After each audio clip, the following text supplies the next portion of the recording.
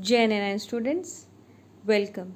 So, today we are going to start the second part of the Rain on the Roof by Curtis Kinney.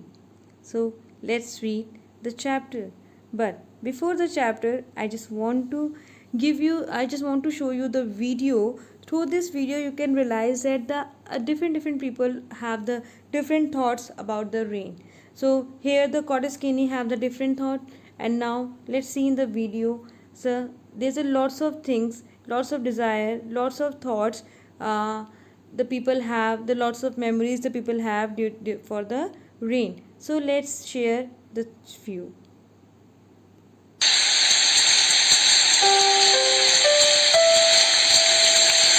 While raining, I was enjoying the cool breeze, my eyes closed, my mind focused on the wind that blew upon me, my ears focused on the sound raindrops and wind both were making together. I was enjoying the cool breeze, soothing my inner self like washing the dirt on it.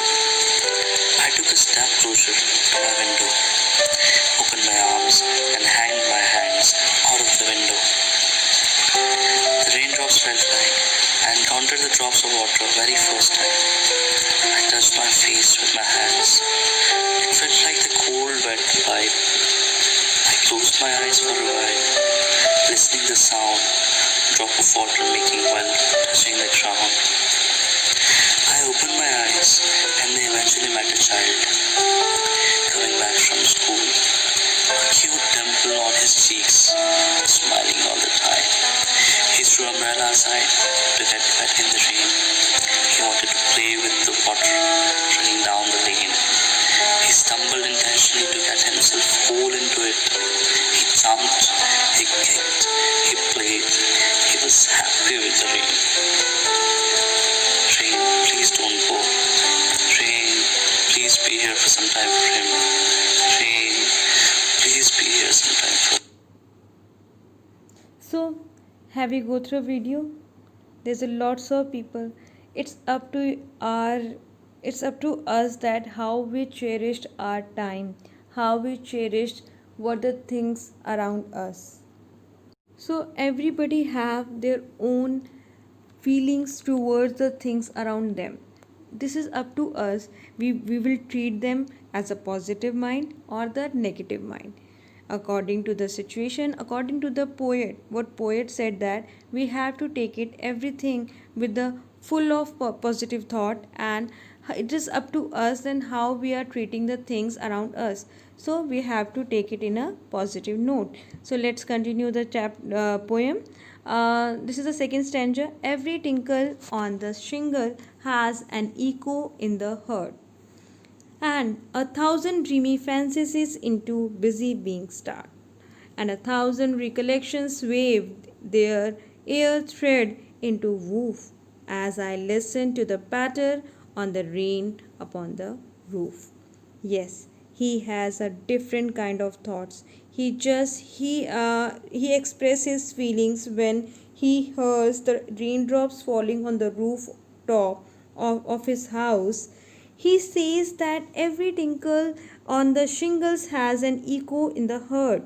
Whenever he hears the falling on the rooftop, the sound spreads in his heart, and in his dream, he just considered as the different and fanciful imagination. He adds the sound of the rain falling on the rooftop, creates a many new different dreams in his mind, dreams of his past memories, dreams of his good things, what the good things in he is having in the past, as that the all the things comes like a dream, everything turns to like a dream. So he says that the he listened to the patter of the rain upon the roof as he has many new dreams in his mind, and the memories of the past come back in the form of dreams.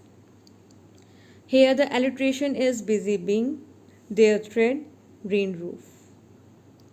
So there's a busy being B sound, TH sound, and the R sound, R rain roof.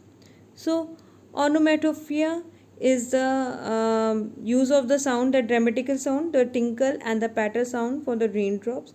Personification, here he used the personification for the wave dreams.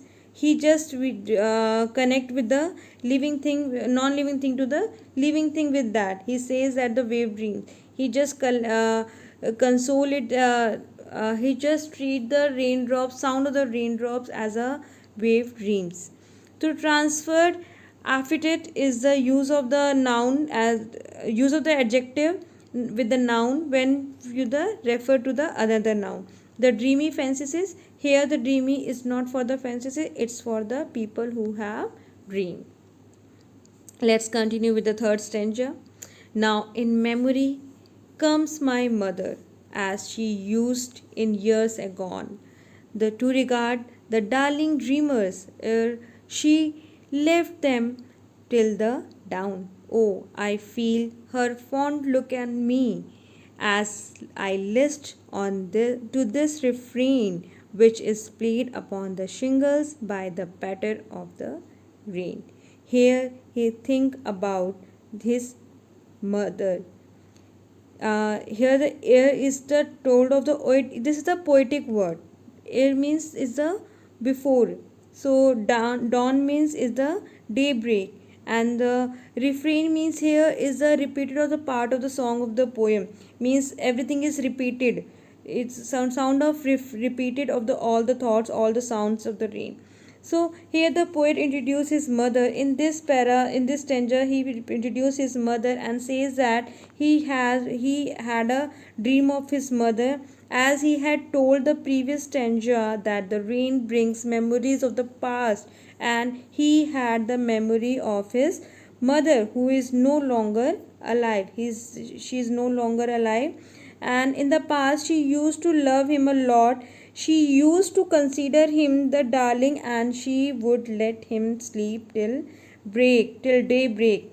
So here the dawn is means a daybreak. So she told he just remembered that the how his mother treated him and how she cherished and loved him, and the poet can still feel that his mother is looking at him as he listened the song made by the raindrops falling on the rooftop of his room. The sound of the rain makes him correlate his past with his present. That is why the poet is moved by the sound of the raindrop in the shingles of his room. Whenever he hears the sound of it, brings back to his memory of the past, and he reminded of his mother.